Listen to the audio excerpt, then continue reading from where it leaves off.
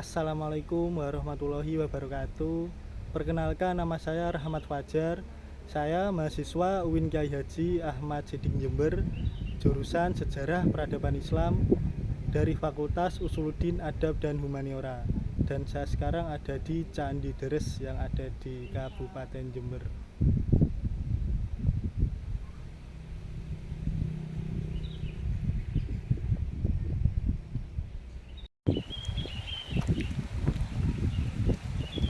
Nah, teman-teman, sekarang kita ada di Candi Deres. Seperti yang bisa kita lihat, ini area sekeliling Candi Deres. Nah, Candi Deres ini ada di tengah persawahan atau di tengah jalan desa. Di sekeliling area persawahan yang mengitari Candi Deres ini itu banyak gumuk.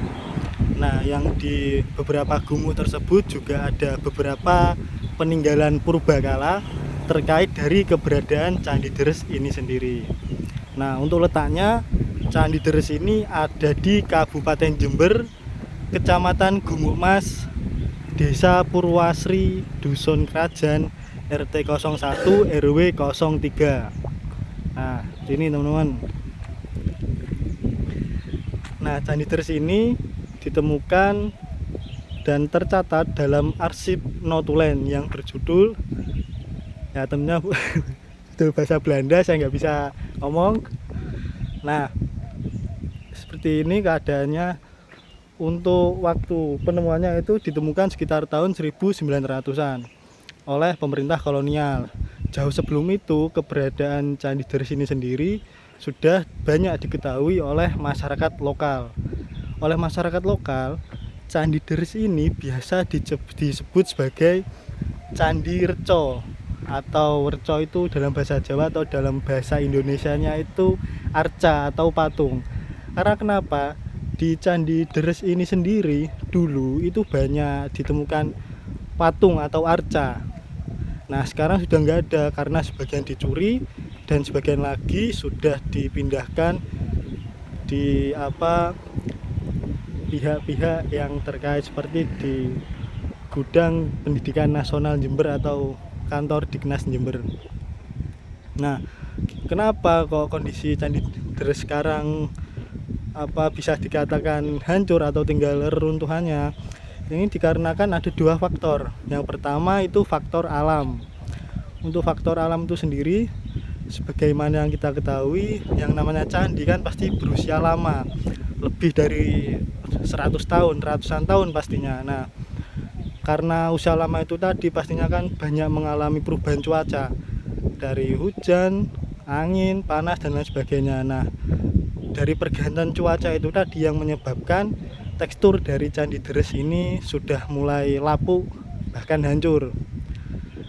Dan ditambah lagi ada beberapa pohon besar seperti yang teman-teman lihat ini juga.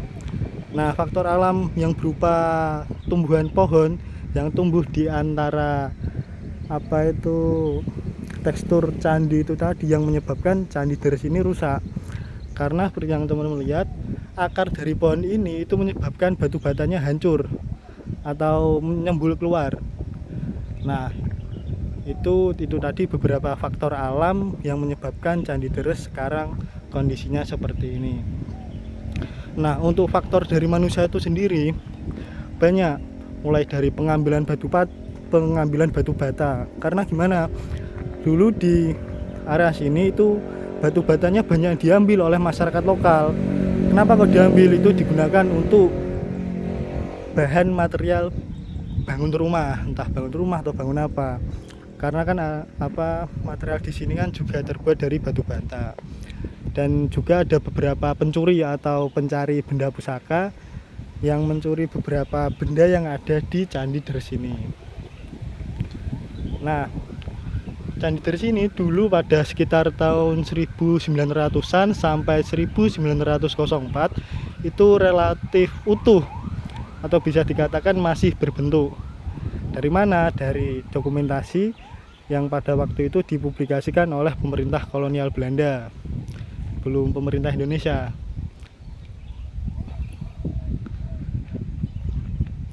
Nah, di Candi Deres ini itu ada peninggalan Linggayoni. Tapi untuk sekarang ini nggak ada karena sudah diamankan oleh pihak terkait tentunya. Dan di sebelah sana, nah itu di tengah areal persawahan itu ada kayak gumuk kecil. Nah di atas gumuk itu ada peninggalan berupa batu lingga yang disinyalir masih berkaitan erat dengan keberadaan Candi Deres yang ada di sini. Cuma yang di sana masih belum dipugar atau belum mendapat nama candinya. Yang di sini kan sudah Candi Deres, yang dulu Candi Reco. Nah, untuk areal sekelilingnya Candi Deres sekarang itu sudah menjadi perkebunan warga atau sudah mepet lah. Ini secara keseluruhan areal Candi Deres yang utama sekarang itu enggak sampai setengah hektar. Bisa teman-teman lihat di samping areal Candi Deres ini sudah perkebunan warga, digunakan untuk nanam-nanam sayuran. Entah itu diperbolehkan atau tidak, tapi tentunya masyarakat lokal itu sendiri yang juga ikut merawat Candi Deres ini. Nah, Candi Deres ini itu disinyalir peninggalan dari Kerajaan Majapahit. Kenapa bisa dikatakan seperti itu? Karena tekstur Candi Deres ini bisa teman-teman lihat kan dari batu bata merah. Nah, batu bata merah itu tadi ini ciri khas dari peninggalan-peninggalan dari zaman Majapahit. Entah dari zaman raja siapa, saya sendiri belum tahu, tapi dugaan kuatnya tuh begitu. Oke, kita lihat ada beberapa titik di sekitar Candi Deres ini yang sudah tak berbentuk, entah dulu fungsinya seperti apa atau bentuknya seperti apa. Nah, ini. Nah, di bagian samping Candi Deres ini ada beberapa kuburan, teman-teman. Entah ini kuburan siapa, entah juru kunci, penduduk lokal atau tokoh-tokoh dari Candi Deres ini nggak tahu. Ada sekitar 6 sampai 7 kuburan kuno di sini. Ini.